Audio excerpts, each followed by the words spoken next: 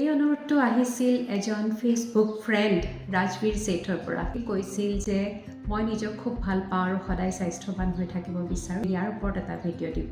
আজি এই বিষয়ে দুটামান কথা ক'ব বিচাৰিছোঁ। ছেল্ফ লাভৰ অৰ্থ হৈছে নিজৰ শাৰীৰিক, মানসিক আৰু সামাজিক আৱশ্যকীয়তাসমূহক গুৰুত্ব সহকাৰে লোৱা, যি সুস্বাস্থ্যৰ মূল মন্ত্ৰ।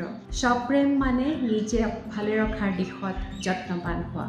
সাধাৰণতে ঘৰৰ মহিলাগৰাকীয়ে ল'ৰা-ছোৱালী তথা পৰিয়ালৰ সকলো সদস্যৰ যত্ন লোৱা বা ঘৰৰ আন জঞ্জাল মৰাত মূল দায়িত্ব পালন কৰে। আৰু এনে কৰাৰ পিছত মহিলাগৰাকী নিজৰ বাবে সময়ৰ নাটনি হয়। বহু সময়ত নিজৰ সৰু সুৰা বেমাৰ আজাৰ বা আন সমস্যাৰ কথাও সেয়েহে মহিলাগৰাকীয়ে গুৰুত্ব সহকাৰে নলয় বা এই বিষয়ে কথা পতাৰ সুযোগেই নাপায়।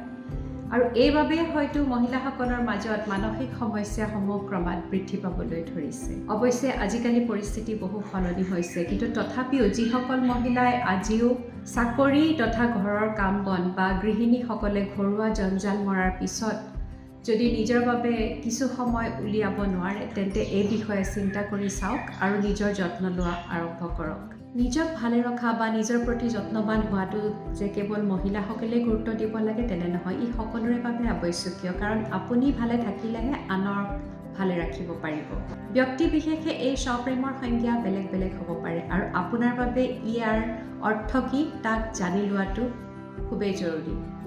এই ক্ষেত্ৰত গুৰুত্ব দিবলগীয়া কেইটামান দিশ হ'ল, প্ৰথমতে নিজৰ ওপৰত বিশ্বাস ৰাখক আৰু নিজৰ প্ৰতি সদয় হওক। নিজক কেতিয়াও মিছা নক'ব। Be true to yourself. দ্বিতীয়তে নিজৰ স্বাস্থ্যৰ যত্ন লওক। ভাল খাদ্য গ্ৰহণ কৰা, নিয়মীয়াকৈ ব্যায়াম কৰা, ভাল টোপনি যোৱা, মন ভালে ৰখা, মানসিক স্বাস্থ্যৰ যত্ন লোৱা আদিত গুৰুত্ব দিয়ক।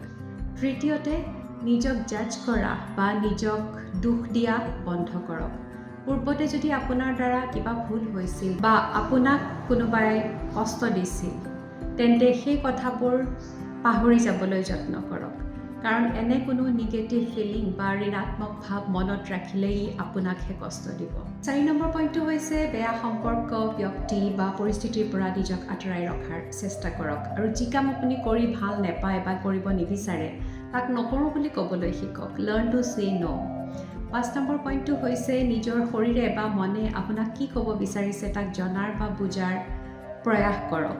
শেষত নিজৰ ভাল লগা কামবোৰ কৰিবলৈ আছুতীয়াকৈ সময় উলিয়াওক। গতিকে মূল কথা হৈছে এইটোৱেই যে নিজক ভালে ৰাখিবলৈ আপুনি নিজৰ প্ৰতি সদয় হওক, সহানুভূতিশীল হওক আৰু নিজক মৰম কৰিবলৈ শিকক। ধন্যবাদ।